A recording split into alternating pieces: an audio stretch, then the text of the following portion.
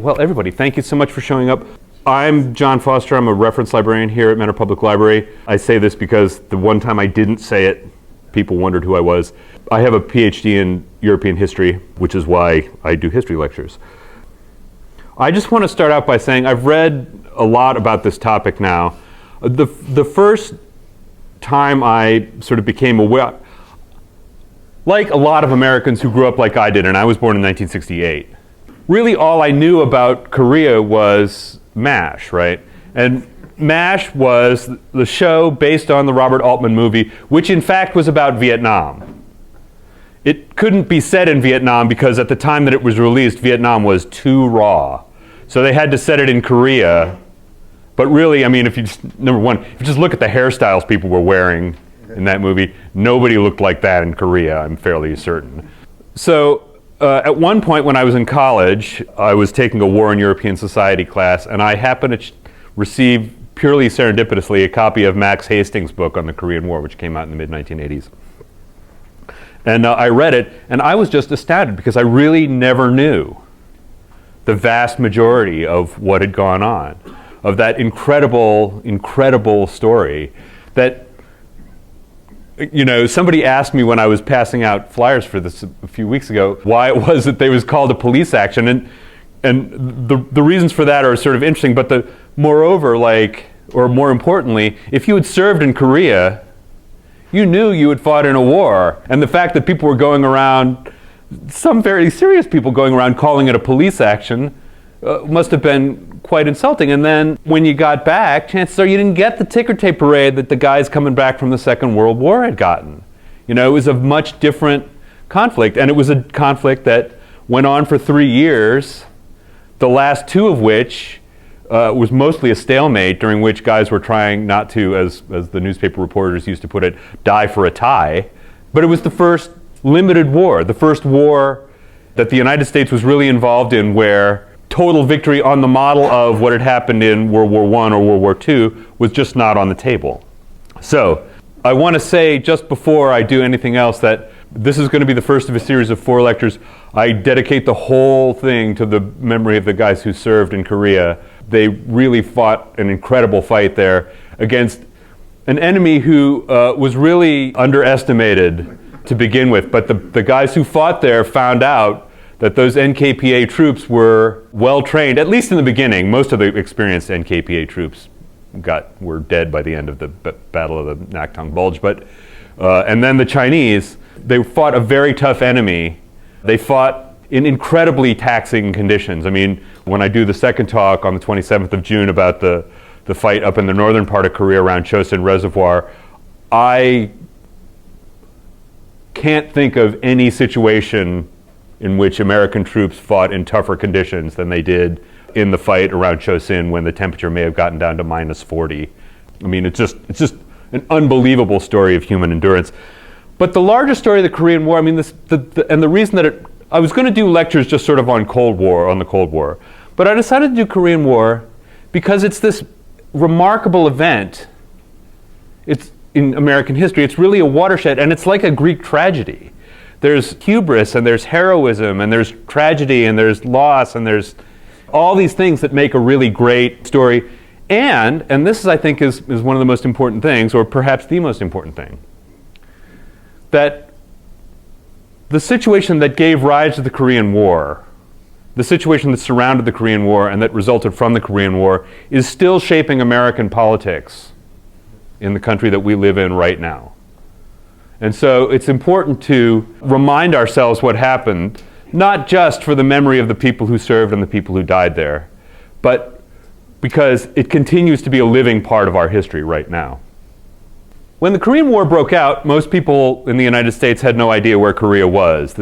One of the things that we'll come back to a lot about Korea is that there are a lot of interesting parallels between Korea and Vietnam. Both our experience in Vietnam and the French War in Indochina that was going on at roughly the same time. So the U.S., the war in Korea ended in 1953. The French lost the Battle of Dien Bien Phu, which was the sort of catastrophic end to their war in Indochina in 1954. That then started a process that led us to our involvement in Vietnam starting in the early 1960s.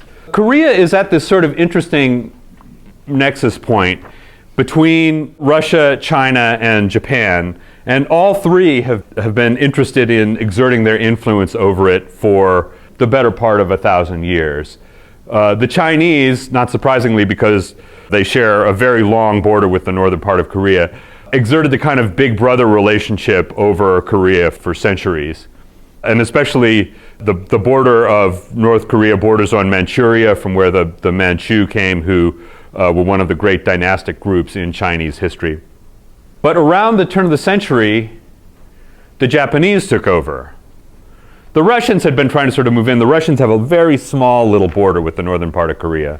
But the Japanese moved in, and at first, their rule in Korea was not especially heavy-handed, especially by the standards of Japanese colonialism, which tended to be on the harsher side. But by the 1930s, the Japanese were getting more radically imperialist. Many in the upper echelons of Korean society collaborated with the Japanese. Also, the Japanese, this is a really bizarre image that I found. This is a picture of Japanese guys playing golf in a golf course in Korea, which has been reconfigured out of a Korean graveyard. You can see if it was a little bigger, you can see the gravestones down there. I showed this to my mom, and she was like, "Well, were the gravestones out of bounds, or were they?" And I guess you don't have to shout "for." But these are Korean military officers, but the Korean military was essentially a sort of collaborationist operation with the Japanese. And this got more and more intense as the Second World War arrived, especially with the Japanese occupation of Manchuria, which was extremely brutal, starting in the early 1930s. So we all remember how the Second World War ended in Asia with the dropping of the atomic bombs on Hiroshima and Nagasaki. There's a lot of sort of complex politics surrounding that, but one reason some people argue, and there's a lot of debate about this, that the second bomb was dropped to let the Soviets know that we had more than one.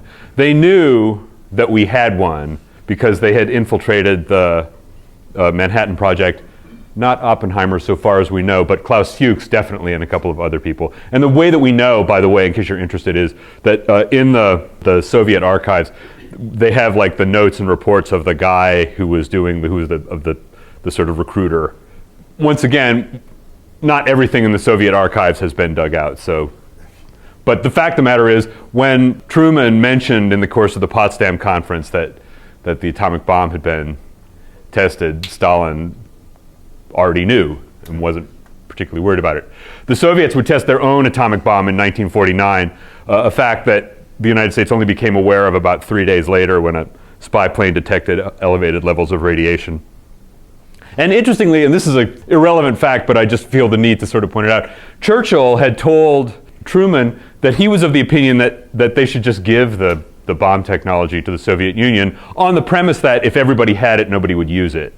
And that's a hell of a wager to make, right? But on the other hand, Churchill was not a stupid person, and he certainly was not a romantic.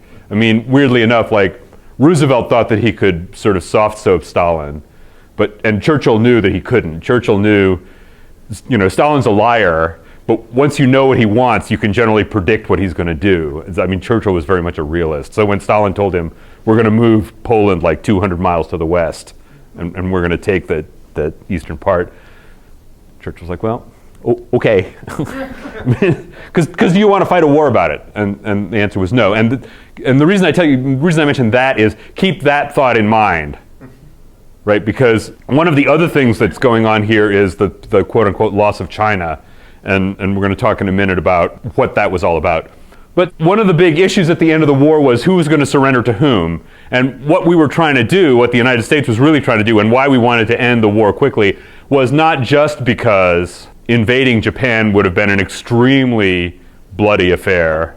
I mean, they were giving out Purple Hearts that were made for the invasion of Japan up through the Vietnam War, but also because they didn't want the Soviets coming in. They wanted to limit Soviet involvement in the Far East as far as they could. So they came up with this line on the 38th parallel. They basically split Korea. And the theory was, The Japanese troops that are north of the 38th parallel will surrender to the Soviets, and the Japanese troops that are south of the 38th parallel will surrender to the American troops. There weren't any American troops there at the time that this was come up with, but the premise was that there would be soon, and in fact, troops under John R. Hodge arrived in country fairly soon after the end of the war.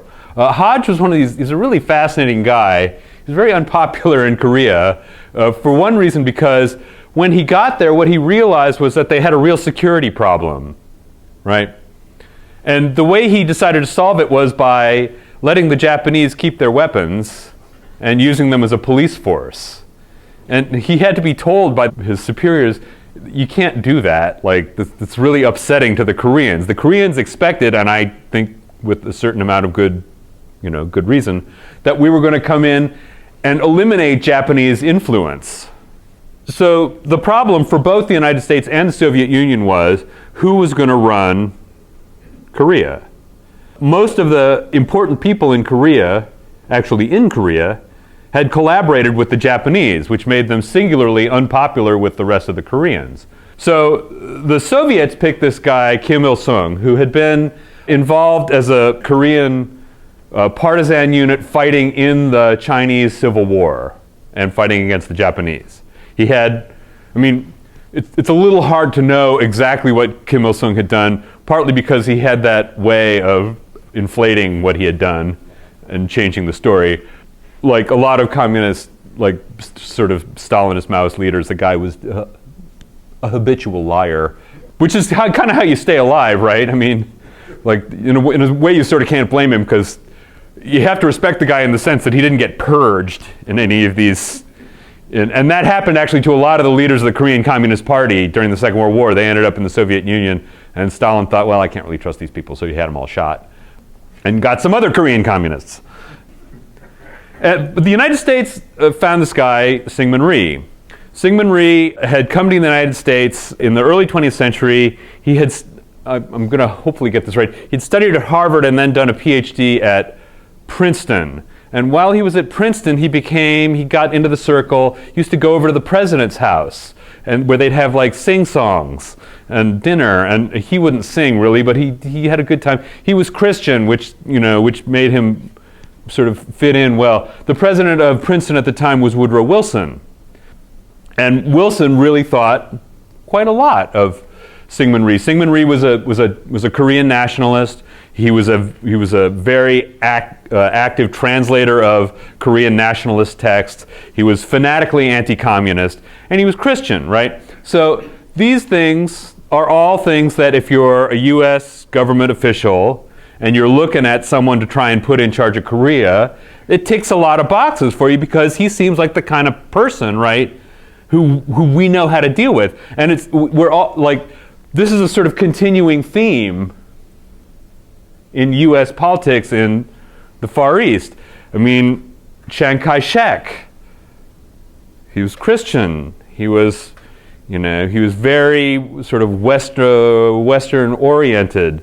We liked the guy. And then when we get to Vietnam, who do we find but No Den Siem, who's Catholic. Hardly anyone else in Vietnam is Catholic. There was a certain population, but not very many relative to the population in general. And the same way in Korea, there were just not that many, the Christian population was not that large. But Syngman Rhee was, and so they put him in charge. He was one of those guys, and Siem was another one, Chiang Kai-shek was another one, who just wouldn't do what we said a lot of the time, which is a little annoying, right? It's hard to find good henchmen. And I feel like, and maybe this is just my inbuilt American nationalism speaking, but I feel like if we put you in power, part of the deal is then, within reasonable limits, you kind of do what we say, or at least when we ask you to do it, you give it a fair hearing. But the fact of the matter is, no peace treaty has been signed to end this war. Technically, North and South Korea are still at war because Syngman Rhee wouldn't sign the treaty. Mull that over for a moment.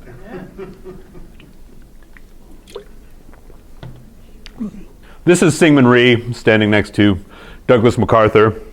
Douglas MacArthur met Syngman Rhee, I think, about one time, at which point he told Syngman Rhee that we would defend Korea in the same way that we would defend California. And here you may see the beginning of a theme with Douglas MacArthur, in which he sees himself as the maker of U.S. policy rather than the executor of U.S. policy, which runs counter to our theory of the separation of military and civilian officialdom. But more on that later. Here is Kim. Kim was not a very impressive guy either, but in any other respect than he had failed to be purged repeatedly. So does that speak for itself? Maybe it does. The commander in the Far East was Douglas MacArthur. His headquarters was in the Daiichi Insurance Building in Tokyo, which he ran as a sort of personal fiefdom. He surrounded himself with people whose predominant positive quality was agreeing with Douglas MacArthur. His second in command was Edward Ned Almond. General Almond was described by one person who met him as, or who served under him, as the kind of guy who could start a fight alone on a desert island.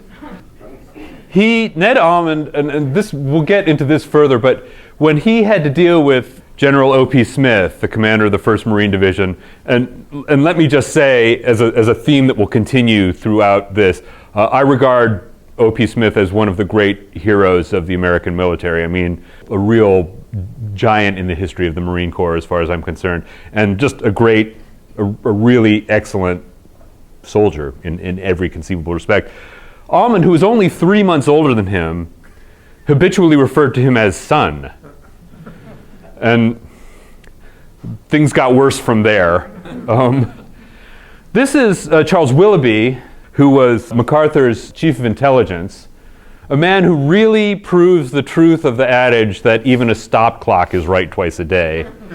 Willoughby was an odd duck. He was Prussian born, and he always claimed that he was from some sort of Prussian aristocratic family, which he might have been. I mean, the Prussian aristocrats were a dime a dozen. He was also on fairly friendly terms with General Franco, the fascist dictator in Spain.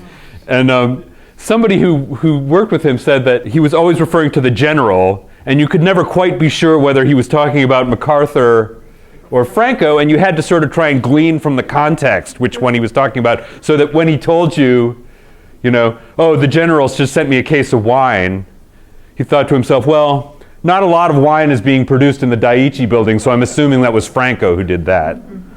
Willoughby has the distinction of having missed practically every sign of both the impending invasion by the North Korean People's Army and the subsequent, even larger invasion by the Chinese People's Liberation Army several months later, but we'll get into that. MacArthur was sort of surrounded by this group of guys who had been with him since Bataan. They were referred to by everybody else as the Bataan Gang. In a moment of annoyance with MacArthur, which Truman had very often, Truman said, Roosevelt should have just made him stay on Bataan. But, and Max Hastings, the British military historian, who's very conservative. I mean, at the end of this, I'm going to talk about some of the books you can read, and I'll try and sort of give you the kind of political coloration of them. Max Hastings is a pretty conservative historian, but Max Hastings' comment was, how could you imagine someone being so successful for having failed so spectacularly and having left his entire command pretty much, except for his household staff? When he left Bataan, he took them with him. But Willoughby was one of the few guys in that orbit who had not been with MacArthur on Bataan.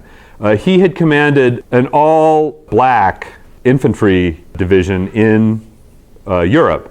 And he had regarded it as the worst thing that had ever happened to him, and it probably was, because most of his friends were sort of going for glory.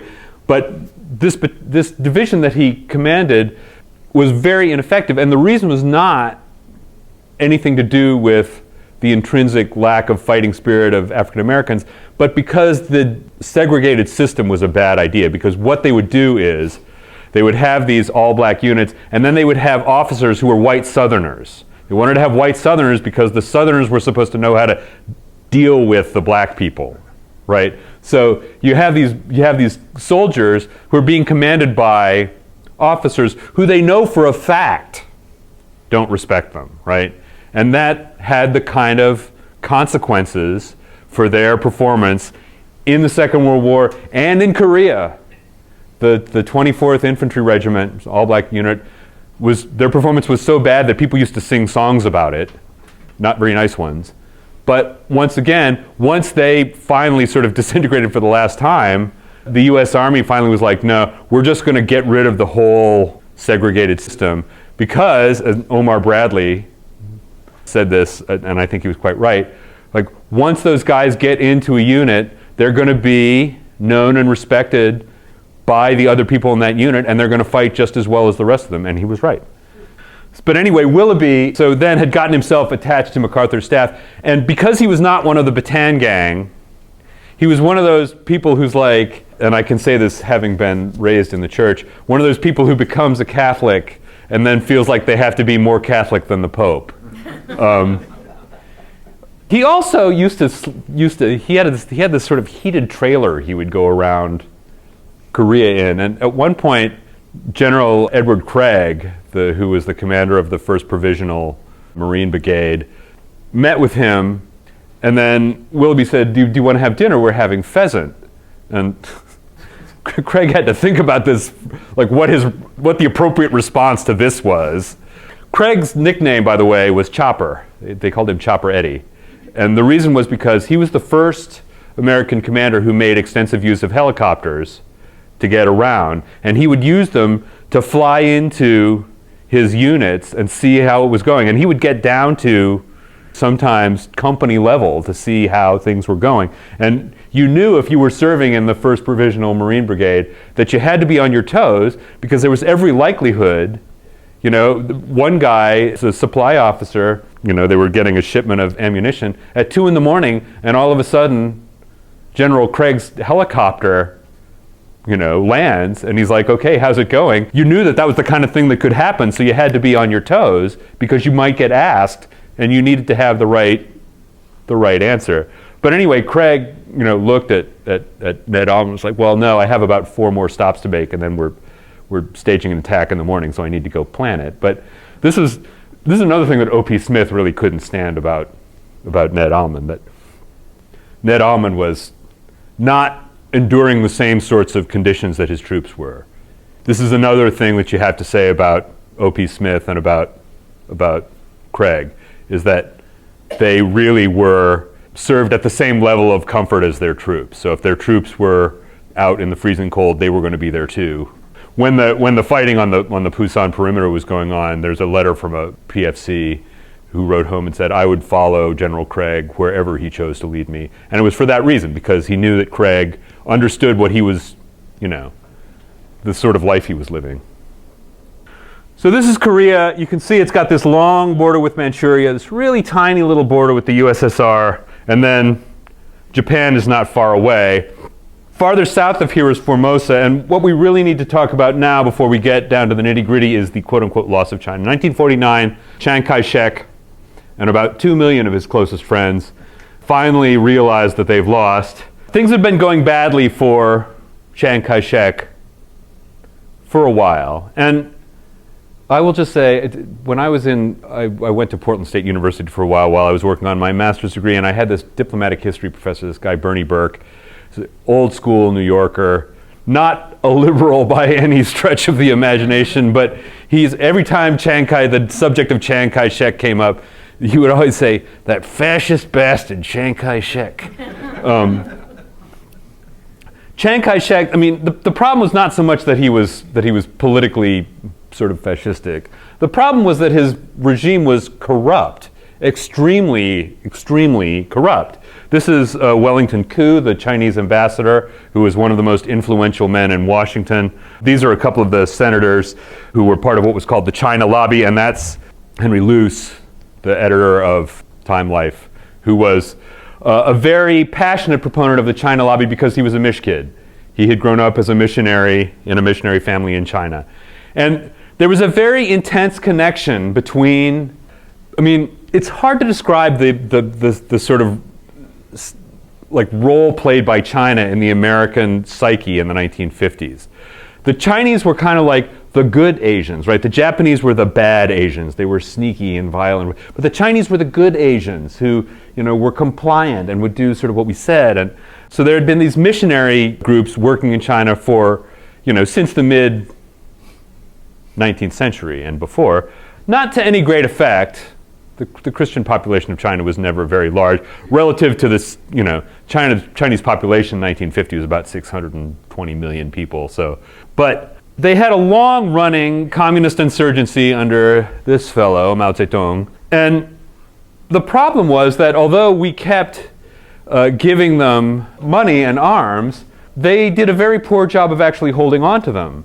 So that in 1948, I believe, Wellington Koo was in a meeting with Dean Acheson, the Secretary of State. Acheson said, according to our calculations, 40% of the military aid that we're giving you is going directly to the communists. It's getting sold by your people to the communists. And if it gets to 50%, you really may have to ask yourself whether it's worth us continuing to deliver this stuff to you, right? Because we're just, and it would happen that battles would happen and nationalist Chinese units would go over en masse to the communists. And eventually this war is lost. And there's a discourse that gets going. Well, let me just. So this is I don't know how to put this. This is the sort of long march. So this went on in 1934, 1935. The communist armies marched from the south part up to the very north part. I mean, it's this epic thing in the Chinese communist struggle, which we don't need to get into too much. But so here's the thing. Okay, so Harry Truman, right? He comes to power 1945 when Roosevelt dies suddenly.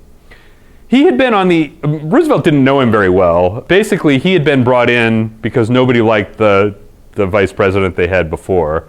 They brought him in. He didn't even know that Roosevelt was out of town when Roosevelt died. They called him and said, you need to come to the White House. And he was, thought he was going to go into a meeting with Roosevelt. And they came and told him, oh, Roosevelt died in Georgia. And he immediately went up to the quarters to see Eleanor Roosevelt, with whom he was actually quite friendly. And he said to Eleanor Roosevelt, is there anything we can do for you? And Eleanor Roosevelt, and this is a classic Eleanor Roosevelt thing, said, the question is there anything that we can do for you? For you are the one who is in trouble now. This is Dean Acheson, who was the Secretary of State, who was viewed by people in the China lobby as someone who was sympathetic to communism, I think is the nicest way to put it, which is a weird thing because he was really very conservative. I mean, he'd been a Wall Street banker. And this is James Forrestal, who was the defense secretary, who literally worked himself to death. He became convinced that the Russians were bugging his phone. Finally, Truman had to replace him. And he then, several months later, jumped out a window, the 16th floor of the Bethesda Naval Hospital, and killed himself. He was replaced by this guy, Lewis Johnson. Now, let's remember some things about Truman, right? 1948, Truman is in a bad way. Running against, the polls are so bad for him against Thomas Dewey that the Republican Party had stopped polling because they thought it was boring.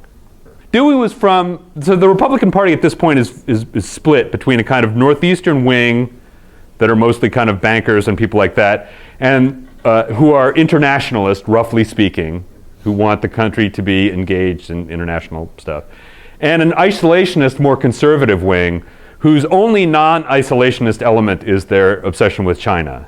It tends to be based in the Midwest. Anyway, Thomas Dewey, who was described by one of his colleagues as cold as an icicle in February, and was, this may be the most cutting remark ever, Alice Roosevelt's cousin, described him as she said he looked like the little man on the wedding cake. Truman also was not very inspiring to people. Let me see if I can. One of the slogans that ran around was, "I'm just mild about Harry." Another columnist wrote, "I wonder what Harry Truman would do if he was alive." 1948, the Democratic Party is broke. And they're desperately looking for somebody to be their finance chairman, right? Because they have no money to run the campaign. And so Truman finds Lewis Johnson, who's an investment banker, and who puts up $200,000 of his own money. Truman ends up running this campaign off the back of a train, like just going around stopping in little towns. And the thing about Truman was, he was a folksy guy. He was a Missouri farm kid, right? And whatever else you could say about the guy, he could relate to the common people. And the Republican Party had a difficult job selling itself because they tended to be the party of people with more money. And the New Deal had come along, and now there were a lot of people who hadn't had jobs in the 30s who did have them in the late 40s and early 50s, and had cars, right? And there was a little ditty that went around that, the Republicans are going to come and take your car away. So the Republicans, and then Truman defeats Dewey in 48. I could have put the thing of like that famous picture of Truman holding up the paper. This is the Dewey defeats Truman. The Chicago Tribune, by the way, the editor of the Chicago Tribune, or the publisher of the Chicago Tribune, was one of the leading figures in the isolationist wing of the Republican Party. But he defeats him pretty comfortably, too, by about 2 million votes. So then, this is loss number 5 in a row for the Republican Party in the presidential elections. And they also lose ground in Congress. And the isolationist wing goes berserk about this, right? They're very upset about it. And so the first thing they focus on, one thing they focus on, and you'll see this in American politics, is communist subversion, right? Things are going wrong because, and then we get McCarthy. McCarthy, who then comes out at one point and says, I have evidence that there are 200 communists serving in the State Department. He never said what that evidence was, and I'm going to go out on a limb and say I don't think he had it. But they had tried to get Dewey to go after this, and Dewey said, well, I don't want to go looking underneath people's beds. So Lewis Johnson, there were two kinds of people with regard to Lewis Johnson. There were people who hated him and people who hadn't met him. And he was a really unpleasant human being, especially when it came to the military. This was a time when the military budget, which had been about $90 billion at the end of the Second World War, is getting cut dramatically. And now if you read Bill Sloan's The Darkest Summer, which I think is a really good book, Sloan argues that this is all on Truman. Truman had been a National Guard captain in the First World War, had a kind of a dislike for the professional career military. And what Johnson had decided was going to happen in conference with Truman was that the defense budget was going to get cut down to $13 billion. And he went out and told it. So one of the things about the Sloan book is it's very much centered on the U.S. Marine Corps, which Johnson was saying that they needed to get rid of. And he was not alone.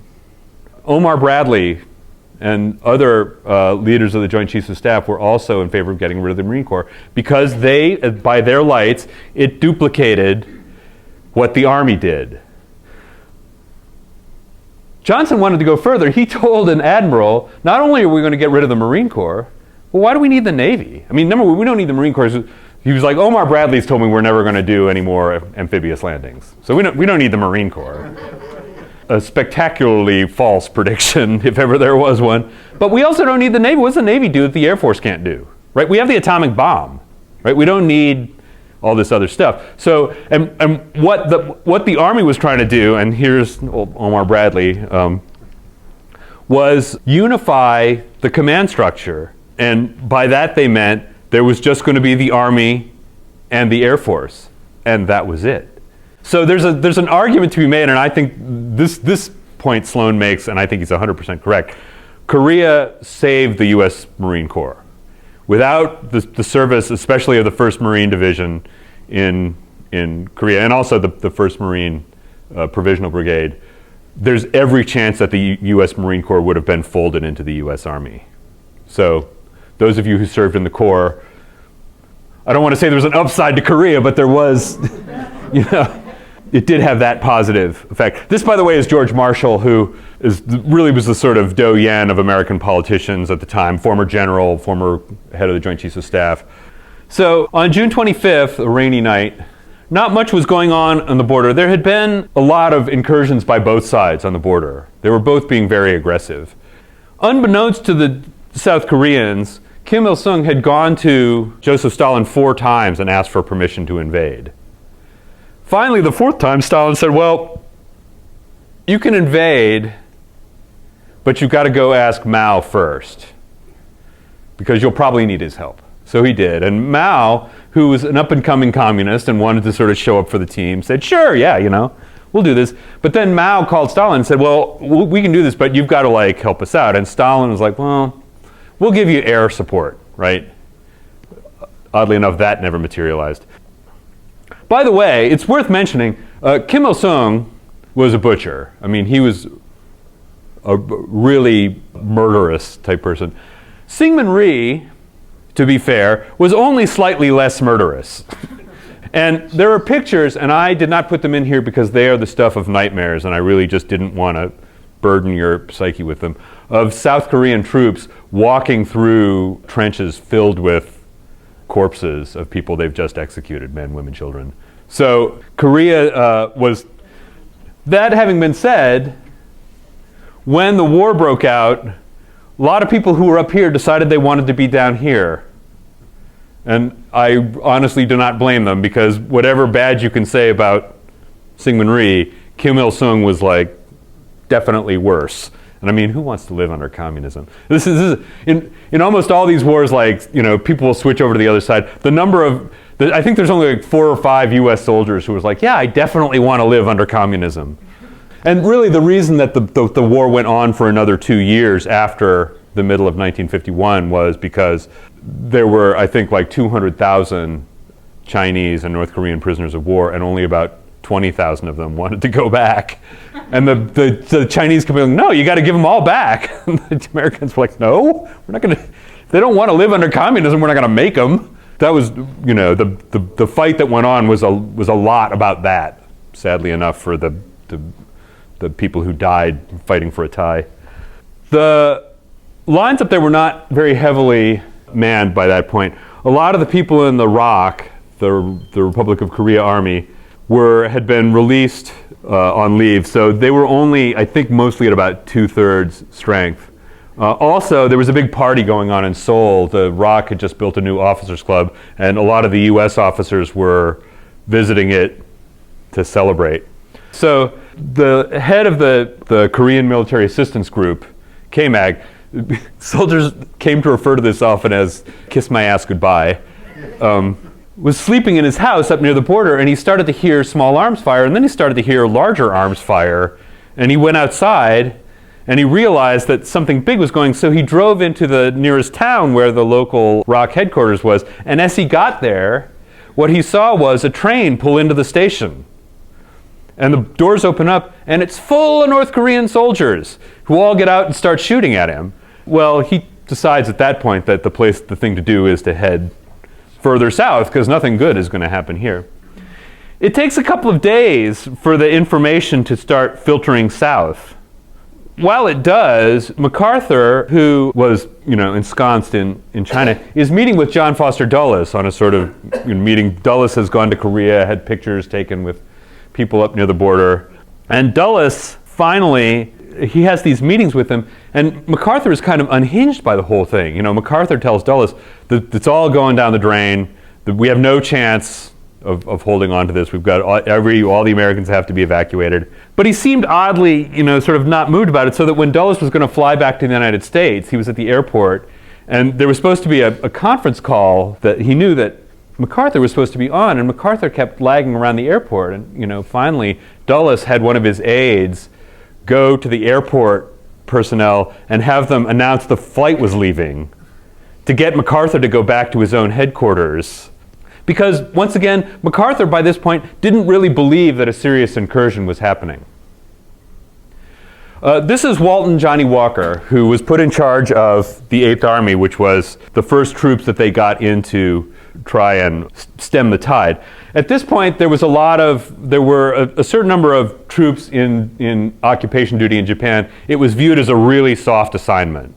If you came from some small town in Oklahoma, for the money you were getting in Japan, you could have someone cooking your food and doing your laundry, and you could have a girlfriend on the side and a nice place to live, probably off base. So the units there were under strength, they were poorly trained, and partly too, there was this sort of delusive quality among the KMAG about the quality of the ROK troops. They were bad. And the reason was that they were mostly conscripts, and also, and this cannot be overstated, the regime was corrupt as hell. And once again, it's hard to get people to show the proper sort of backbone in a kind of military context when it's pretty clear to them. And A, the reason they're in the army is because a recruiting team came to the village, tied up a bunch of people and took them off, and then, think about if that happened to you, how likely would you be to be like, yeah, I'm really making a stand here. Why would you do it? Walton Walker had been he was a pugnacious little guy. He was a few inches south of 5'8". He had been a very successful tank commander under Patton. And somebody had told Patton, well, he doesn't really look like a very impressive guy. And Patton said, well, he's a fighting little son of a bitch. He was, unfortunately, not a terribly good judge of what was going on with infantry. And there's I may jump ahead in this really quickly. Let me see if I can.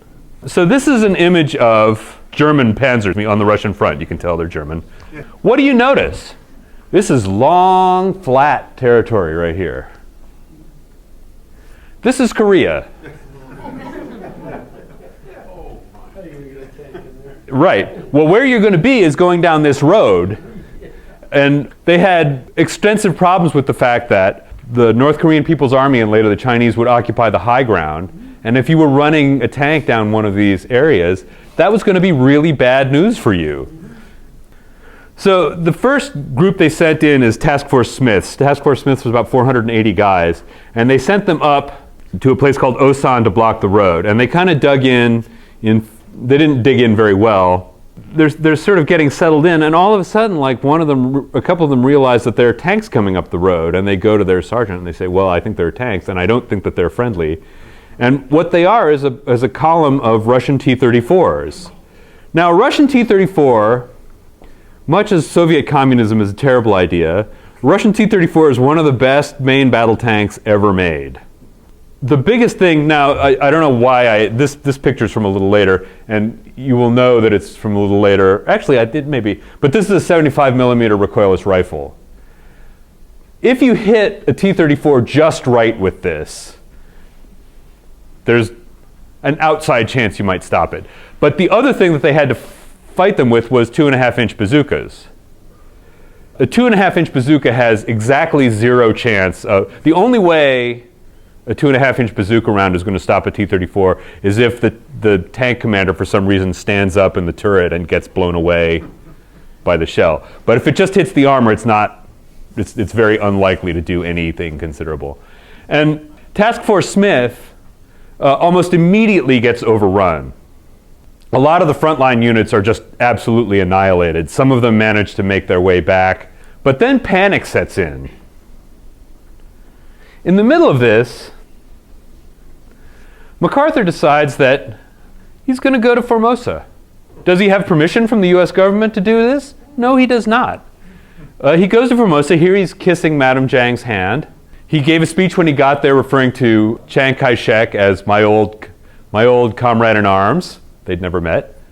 And he gives a speech talking about how the US government is going to defend Formosa and make it into a base to fight the communist Chinese. Truman goes ballistic because he has no business doing this. That's not US government policy, and as a matter of fact, US government policy is to try and keep Formosa out of the situation in Korea. And the reason is, and this is a theme that will continue, MacArthur clearly, and as we go on it will become clear, wanted a larger conflict with the Chinese. But Truman had cut back the US defense budget pretty seriously. But let's be clear, he was doing it because he believed correctly that that was what the American people wanted him to do. Because we had just got done fighting World War II. And the family members of all the soldiers, there was a thing that went around, no boats, no votes. And the boats that they were talking about was the boats bringing U.S. troops back from Europe and back from, the Far East, so the troops could be demobbed. At a certain point in 1946, they were demobbing 17,000 soldiers a day. And it was because that was what people wanted. And the U.S. government understood that what the American people didn't want in any practical sense was to be fighting a war in Asia. And also, MacArthur kept saying, well, there's 30,000 nationalist Chinese troops ready to go. To which the people in the Joint Chiefs of Staff were saying, they already lost, right? Why is it that we want to introduce them into Korea? They couldn't fight successfully in their own country. Why is it now that we're going to what would be the point of introducing them here, right? I mean, and you kind of see their logic to that. I mean, that doesn't really... So anyway, about a month after that, or I guess it's August, this is the 29th, and in early August, MacArthur sends this speech to be read at the VFW convention, in which he makes even more strident claims about what the United States is going to do vis-a-vis Formosa and China. And Truman gets wind of this, and he's just like, no, you cannot do that. You have to withdraw the speech, right? And he calls in Lewis Johnson, who is a friend of MacArthur, much as he has been hacking the U.S. defense budget down to the nub, and says, you need to tell MacArthur that he's got to withdraw the speech. And Lewis Johnson says, well, it's already been printed in its entirety in U.S. News and World Reports. And Truman says, I don't care. You need to tell MacArthur that he has to withdraw this speech. And Lewis Johnson goes off and waffles for the whole day. And finally, Truman, at the end of the day, calls him in and says, so did you tell MacArthur? And Lewis Johnson said, well, no. And Truman sat him down and dictated the message that he had to send to MacArthur and made him send it. That was a sign that Lewis Johnson was on the way out. When you get called to the principal's office like that, and you're the Secretary of Defense, I would not be buying any real estate in the greater DC area.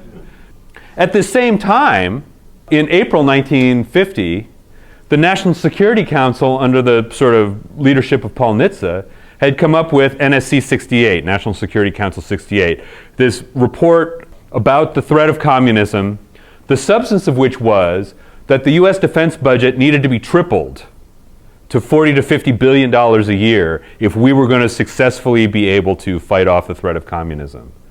And it was done sort of secretly. So finally they have this meeting with Lewis Johnson. And Lewis Johnson and Dean Acheson, who's been working with Nitze and the National Security Staff, Lewis Johnson hasn't been told. So they give him this thing to sign, and Lewis Johnson starts reading it and realizes that he's just been cut right out of the loop. He slammed his chair down. And Acheson said that he was really afraid that Johnson was going to get up and punch him. He was so angry. But that was clearly a sign that Johnson was on the way out. And eventually he was fired. Because it was clear that in order to repel the threat of communism, so you have to look at the sort of larger pattern of fear here, right? When the war breaks out in Korea, the first thing that the Joint Chiefs think and Harry Truman thinks is, this is a distraction. They're either going to attack in Iran. Why? Because there's lots of oil down in that part of the world, and Russian policy for 200 years has been the great game. Or this is the thing that's going to try and distract their attention so they can go into Europe. And that's what they're really terrified about, because they know that the Red Army can be at the Atlantic in about 2 weeks, and there's not really much that can be done about it, given the state of economies and militaries in Europe and our military readiness. So NS-68 is a sort of concession, right? NSC-68 is a sort of concession. And NSC, to the fact that we need to spend money. I mean, let's be clear, too. The Republicans in Congress are also demanding big-time budget cuts. And one reason that the Truman administration was nervous about promulgating this was that the congressional delegation, the Republican congressional delegation, also didn't want tax increases, right? And if you're going to increase the military budget from $13 billion to $50 billion a year, I mean, $1 billion here, $1 billion there, and soon you're talking real money, that's going to require tax increases. And the Republicans in Congress, led by Robert Taft of Ohio, are saying, no, we're not going to have, we don't want tax increases. And so there's this tug of war going on. And so Bill Sloan, for whom I have a lot of respect, I mean, he wrote a really good book, but I think he does Harry Truman a little wrong, in the sense that it wasn't just Harry Truman being like, let's slash the defense budget. Lots of people wanted to do it for different reasons. But once NSC's institution of NSC 68 as U.S. government policy really means that we're going to, and this is sort of when what's called the Truman Doctrine happens, which is the Truman Doctrine. Truman gives a speech. We're going to face up on communism anywhere that it tries to expand. We're not just going to do this containment thing that George Kennan had talked about. What we want to do is stop the spread of communism. But to do it, right, we're going to have to spend money. And Dean Acheson, by the way, had given a speech at the National Press Club in January or February 1950, in which he had sort of described the kind of Far Eastern defense perimeter, and he had not mentioned Korea. And this was one reason why the North Koreans were like, ha-ha, the Americans don't really care. This is a good time to go for it. And who was it? One of Acheson's, it was another one of the Roosevelt guys, later was like, yeah, Dean really dropped the ball on that one, which he had. But Acheson was not a dove. Acheson really did want to take action to prevent the spread of communism. Acheson was getting pounded by the soft on communism thing because of the loss of China. And the loss of China is a funny thing, right? It's because it's like you're a doctor and you get assigned a patient who has stage 4 leukemia, and you try and treat him, and he dies, and then the family comes to you and tries to tell you that you're soft on cancer. Like by the time Truman rolls into the picture, China's a lost cause. The Chiang Kai-shek's regime is too corrupt, too incompetent. There's no amount of money that we could have funneled into that situation. And just think about the amount of U.S. troops that it would have taken. Think about the amount of U.S. troops that it took to make Korea a stalemate. And just think about China with an area that's vastly larger. And also, by the way, the Russians have the bomb. This will come up later on too. So this is that section, and this is what's called the Pusan perimeter, or Busan. In Korean, they pronounce it Busan, but we pronounce it Pusan. Finally, U.S. forces are pushed back to a perimeter around the city of Busan, the port city of Busan in the southeastern corner. August 4th, the perimeter is sort of finally put together. This is sort of what the area looks like. You can kind of see, one of the things that we really had going for us was air superiority, so that the North Korean People's Army was very good at fieldcraft. They were very hard to see during the day. They really used camouflage discipline. They tended to attack at night. And they used the technique that the Japanese used to like to use, which is you'd stage a frontal attack and then you move around the sides. So they were constantly infiltrating around the sides of American units and causing the units to panic, right? Because a lot of them were not combat ready. So this perimeter gets formed, and a lot of the heaviest fighting is right here. This is the Naktong River, and this is a place called the Naktong Bulge, where the North Korean People's Army staged 2 massive offensives, one in the middle of August and then the second one from about the 20th of August to the beginning of September, during which they throw tens of thousands of their best troops against very overmanned U.S. positions. Once again, these are Army troops, and the way you can tell, generally speaking, is because the Marines wear the yellow leggings. As a matter of fact, the North Korean People's Army used to refer to the Marines as the yellow legs. And they knew who they were because the Marines tended to have better unit cohesion than the Army did, at least at the beginning. So this is the Naktong Bulge. These are U.S. Marines, I'm fairly certain, although they don't have the helmet covers, but I'm not sure, using a 60 millimeter mortar. These are destroyed Soviet T-34s. By the time the Pusan perimeter starts going, the U.S. has started to produce the 3.5-inch bazooka. 3.5-inch bazooka can actually penetrate the armor on a T-34. So you get much better results like these. Another thing the U.S. troops started to use, this is a 4-mounted 50 caliber machine gun. It's originally an anti-aircraft weapon. But what they discovered was that it works really great on people too. Especially when people are staging a human wave attack. They used to just use these things to just absolutely sweep it. And I mean, you can see on the loader there, like a 50 caliber round is big. Like a 50 caliber round will make a big hole in you if it hits you, and probably in the two guys behind you as well. This is, I believe, and people who know better can correct me, I think this is a Pershing, an M26, which has a 90 millimeter cannon. This was a real improvement. You know, my grandfather made it through the Second World War in Sherman tanks, which were not as good as the Tigers, the German Tigers. It really although, and those of you who've heard me talk will have heard me quote this stat before. The Command and General Staff College did a study in the 70s, I think, of all the known tank-on-tank engagements in the Second World War. And what they discovered was that the number one factor in survival was priority of engagement. If you shot first, you tended to win. If you didn't, you didn't. So that's the thing I showed you before, the Russian tanks. The thing that really turned the tide. So Walton Walker, at a certain point, Truman sends over, the Joint Chiefs sent over a commission of high-ranking military officers, one of whom was Matthew Ridgway. Matthew Ridgway had commanded the 82nd Airborne during the Second World War. He had made 4 combat jumps. He was the assistant to the Army Chief of Staff for planning, I think. Matt Ridgway's name will come up a lot, and you will find, if you go to the full spectrum of these lectures, that the two guys I have respect for a lot of guys, but the two guys whose opinions I really take seriously are O.P. Smith and Matt Ridgway.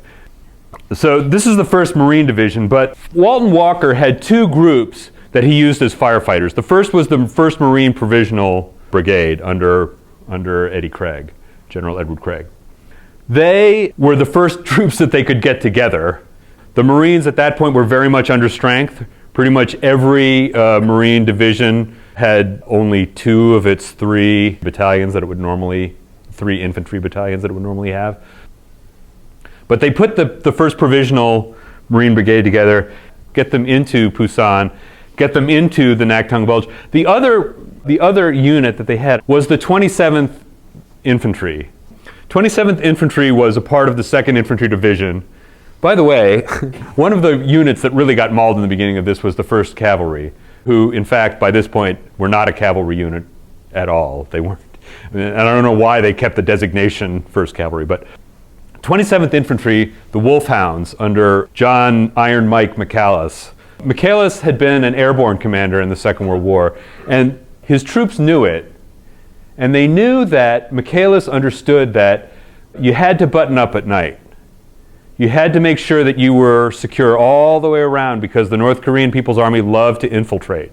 So you wanted to make sure that, and McAllis knew that it was okay if he got surrounded from time to time, right? He was airborne. He was like, we're always surrounded. Like, you didn't really, we can be resupplied from the air. So if we get in trouble, if we get surrounded, we're going to maintain our unit integrity. We're not going to panic. We're not going to drop our stuff and run. We're going to maintain 360-degree security, and we're going to let our relief forces get to us, and we're going to kill a lot of communists while we do it. And the same way with the Marines. I mean, the thing about the Marines, those of you who've served in the Corps will know that Marine tactical doctrine is fairly simple. The GIs used to refer to the Marines as nursery rhyme soldiers, because they were always hey diddle diddle and straight up the middle. The Marine Corps tended to be very aggressive, but they were also, the Marine Corps, unlike the Army by and large, had fought the Japanese in the Second World War and knew the types of tactics that tended to be used by armies in Asia. So by the first week in September, the Pusan perimeter has been stabilized. And MacArthur starts going for this idea, and I'm going on a little long. I'm going to go a little ways into this, and then we'll start with Inchon. We'll recover a bit of the Inchon landing when we get to next time around. Right when the invasion started, he'd come up with this idea which he called Operation Blue Hearts. And the idea was that they were going to land at Inchon, which is the port for Seoul, way up on the west coast of Korea. Lots of people hated this idea. The Navy particularly hated the idea, and the reason that is that Inchon has the second greatest tidal distance of any harbor in the world. It's about 30 feet from low tide to high tide. So they knew that once those LSTs got in there, LST, by the way, landing ship troops, but the troops often referred to them as large, slow targets. Once they got in there, it was going to be 8 hours before they could get out of there. And if things went wrong, things could go very wrong. Also, there was about a 15-foot seawall at the harbor edge that the Marines were going to have to get up and over. Omar Bradley thought that this was the dumbest idea he'd ever heard. So MacArthur, once things kind of started to go better, put it on the back burner. But then once the Pusan perimeter gets stabilized, MacArthur says, okay, now we're going to do this, right? We're not going to, some of the other people had been sort of suggesting, maybe a place further down the coast. But MacArthur says, no, we're going to do it up at Inchon. Because now the North Korean People's Army's supply lines are so long and so spread out, and we have such good air cover, such that any time they try and shift supplies down to where they're going, especially the Marine air wing is just absolutely decimating the North Korean supply columns. Now we're going to do this landing, and then there's going to be a simultaneous breakout from the Pusan perimeter, and we're just going to annihilate the North Korean People's Army. So they brought in the 1st Marine Division under O.P. Smith. O.P. Smith had been the assistant commander of the division when they had fought at Pililoo. Any of you who don't know what happened at Pililoo, it's the kind of thing that when you know about it, it just makes the hairs rise on the back of your neck. I mean, it's one of the most savage battles of the whole Eastern Theater of the Second World War. By the way, if you're interested in learning about it, one of the first books I ever read about military history, I was out on the Oregon coast on vacation with my family. We were in some little store, and I happened to buy a copy of Eugene Sledge's With the Old Breed. Eugene Sledge was a Marine, served on Pililoo. I think he on Guadalcanal too, but I'm not sure. Maybe that was Robert Leckie I'm confusing with. But he was definitely on Pililoo, and that place was incredibly nasty. It was estimated that the Marines later estimated that it took 1,600 rounds to kill each one of the 10,000 Japanese soldiers on Pililoo.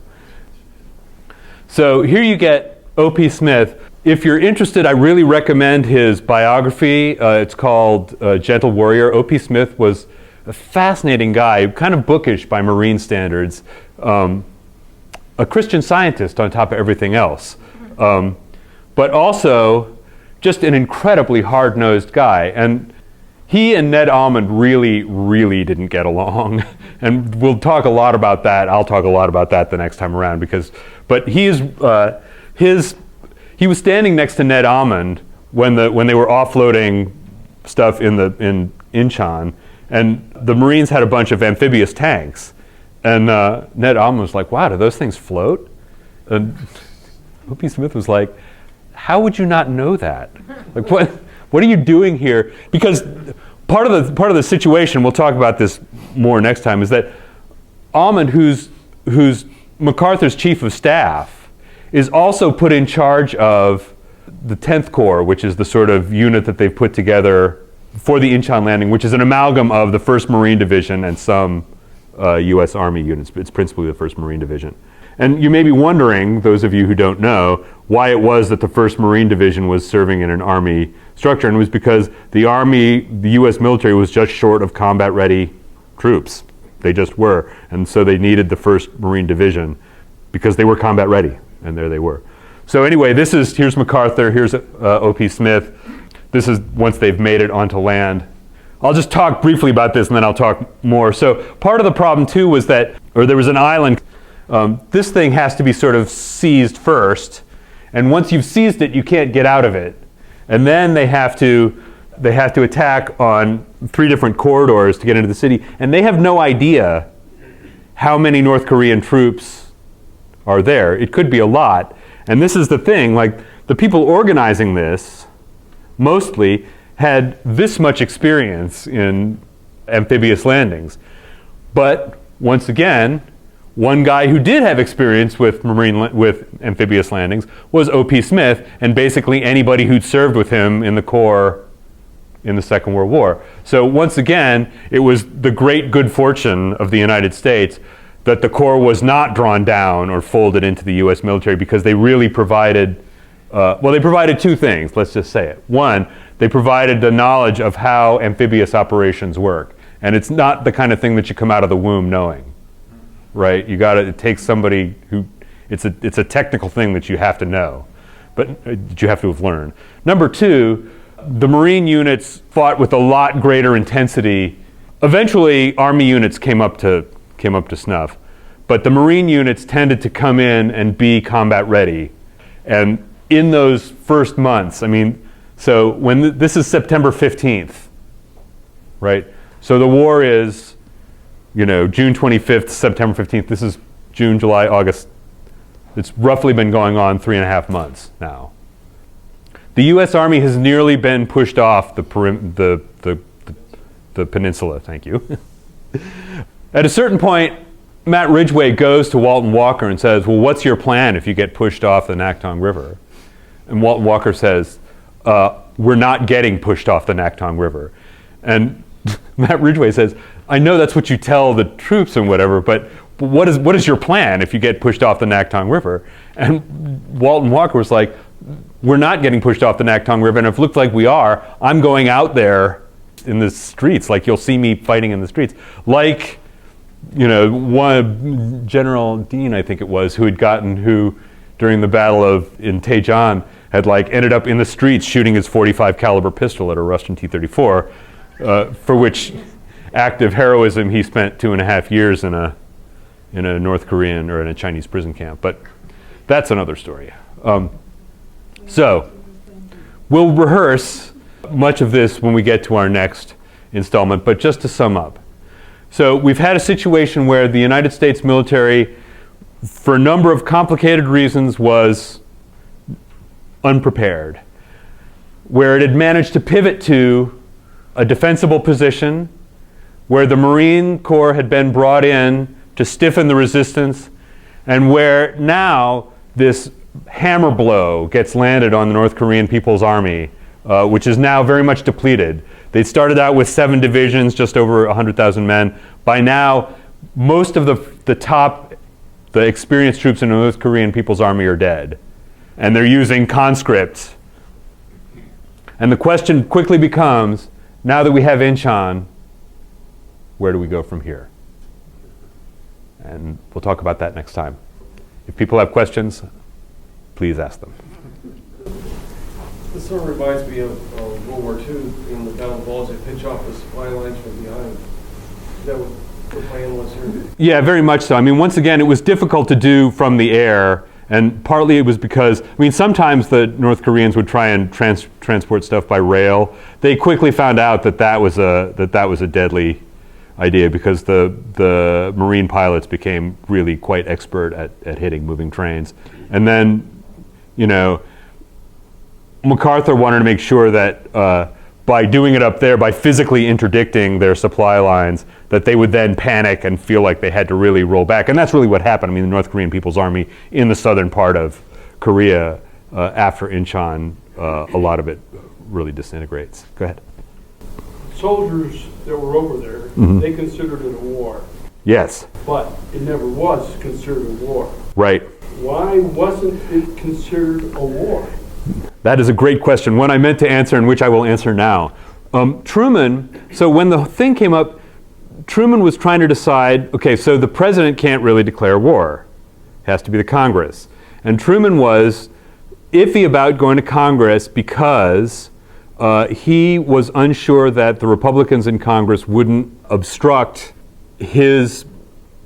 wouldn't sort of tie strings to the Declaration. And then, by the time he became convinced that it was, he had already gotten a UN resolution Now, interesting thing about the UN resolution, it had to get by the Security Council. And who's on the Security Council? The Soviets. And you would think, right, that the Soviets, because everybody who's on the Security Council can veto resolution. But the Soviets were boycotting the Security Council because they wanted the Communist Chinese represented on the Security Council and not the nationalists. And so because the Soviets had decided to boycott, Truman then gets this resolution through the Security Council, and although the European powers, the British, the French, the Turks, a few others, sent troops, the not more than a couple of battalions in strength, but the French fought actually quite well, and interestingly enough,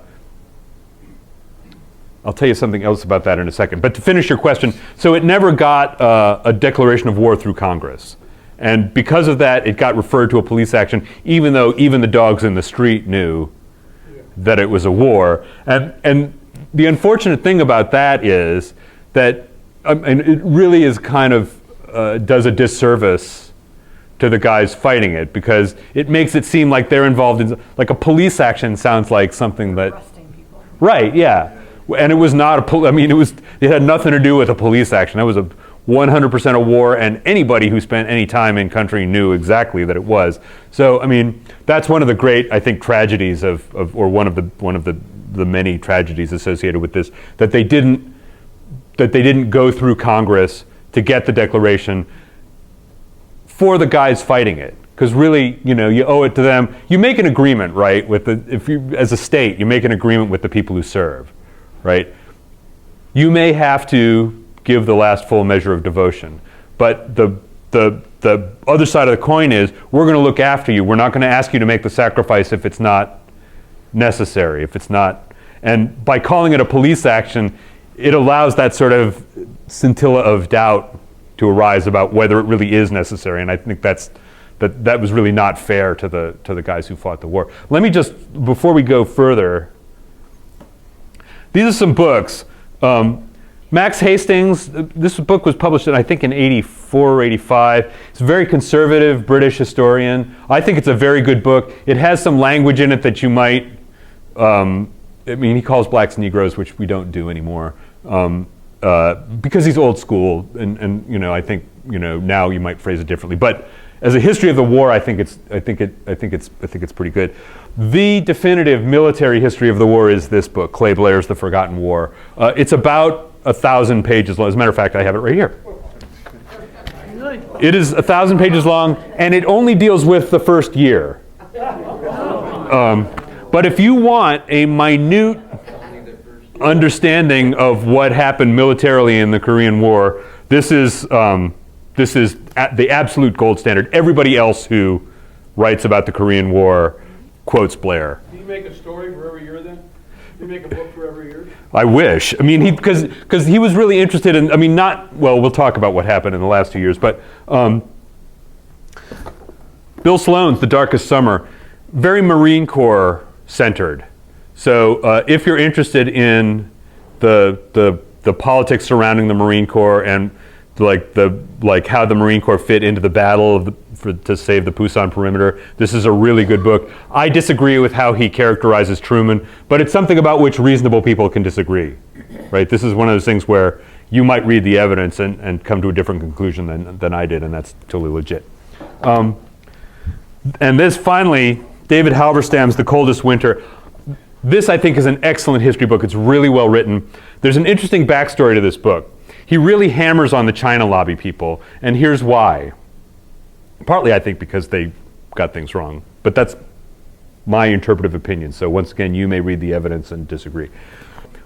Halberstam was one of a number of young war correspondents in Vietnam in 1964, along with Peter Arnett and Neil Sheehan. And he got in a sort of feud with Marguerite Higgins and Joseph Alsop, the famous war correspondents of the sort of earlier era, and Henry Luce, who were all big-time China lobby supporters. And the reason he didn't like them was because he thought that they would just sort of jet into Saigon, lap up a couple of helpings of whatever the Diem government was dishing out, and then leave. Whereas he, Halberstam, Neil Sheehan, Peter Arnett, were going out in the bush, were going out to these battle scenes, got to be acquainted with John Paul Vann, who was the U.S. military liaison with the ARVN 1st Division that was fighting the war in the Mekong Delta, and seeing exactly what was going on and how that differed from what the Ziem government was saying was going on. And he got in, Halberstam was like, these people are baloney. I mean, they're not, that's just not responsible reporting. Because, I mean, you may disagree about whatever, but you have to go out and find out what's going on. And so it's hard not to see, if you read what he has to say about the China lobby, it's hard not to see that as kind of like the final boot in the midsection to these people who he thought were kind of lame for other reasons. So having said that, I think it's a well-written book, and a book that really respects the guys on the ground. You know, he clearly went and talked to a lot of guys who had been frontline infantrymen, corpsmen, people in, you know, mortar companies, and so he really got, I think, a very good idea of what it was like for these guys to fight on the front lines in Korea. Other questions? Okay, thank you so much for your attention. I hope to see you all on 27th. We will talk not only about Inchon, but the battle at the Chosin Reservoir. And if, from my perspective, no American troops ever did any tougher fighting than the fighting around Chosin, and we'll find out why.